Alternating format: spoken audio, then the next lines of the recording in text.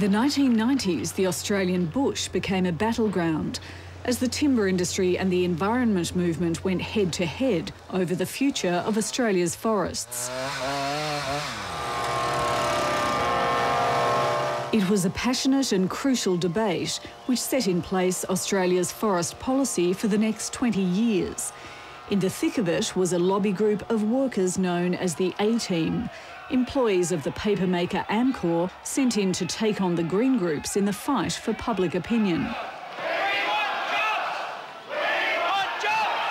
Up until that time, the Greens were getting the major newspaper coverage and they were winning the hearts and minds battle, and it was necessary to take over that ground, and that could only be done by, if you like, discrediting what was being claimed by the Greens.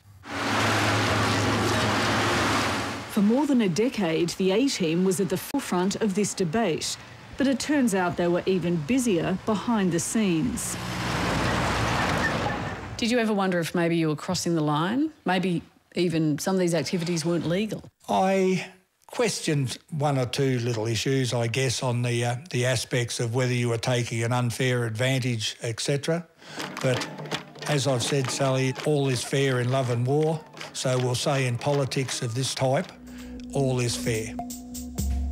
The real story of the Amcor A-Team is revealed in its own files, a voluminous set of records that was never supposed to see the light of day. The files were meant to have been destroyed when the A-Team was disbanded in 2001.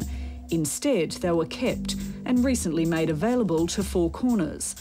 What they reveal is an elaborate covert campaign to spy on and sabotage environmental groups, to infiltrate political parties and to damage Amcor's corporate competitors. I think it's a disgrace, honestly. You know, I'd been involved in forests for long enough to know that there would be dirty tricks, and that there had been dirty tricks. But that doesn't mean to say it's acceptable. The files also document the A-Team's penetration of the Victorian ALP and its effective takeover of the party's forest policy. You saw it as corruption? A corruption of the process, absolutely. And also a philosophical corruption, a political corruption.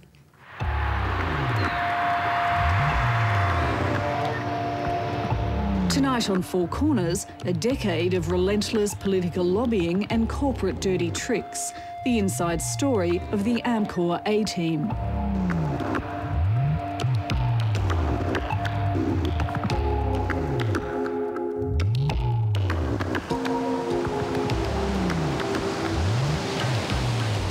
The story of the A-Team began in 1989, after the Victorian government announced plans for a pipeline to pump industrial waste into the ocean off pristine 90 Mile Beach.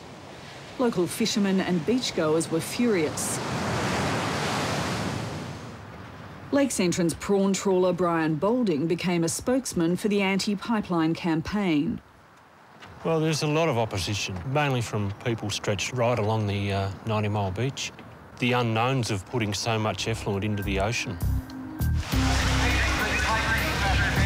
Reacting to the outcry, the government halted the pipeline and called an independent review. This was a major setback for the company with most at stake. Amcor, then Australia's papermaking giant and owner of the Maryvale paper mill in Victoria's Latrobe Valley. Amcor had big plans for Maryvale, which depended on being able to get rid of its waste.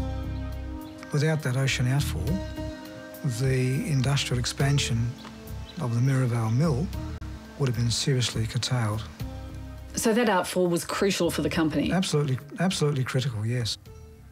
The company engaged a political consultant, Derek Amos, a former state Labor MP, Shadow Minister for Energy and 20-year veteran of the political game. It was Amos who came up with the idea of the A-Team. The first the locals like Brian Boulding knew of it was when they staged another protest and found themselves outnumbered. Hundreds of them came with banners and basically took over the meeting, heckling and abuse towards people making speeches and basically disrupting the whole flavour of the meeting, so to speak.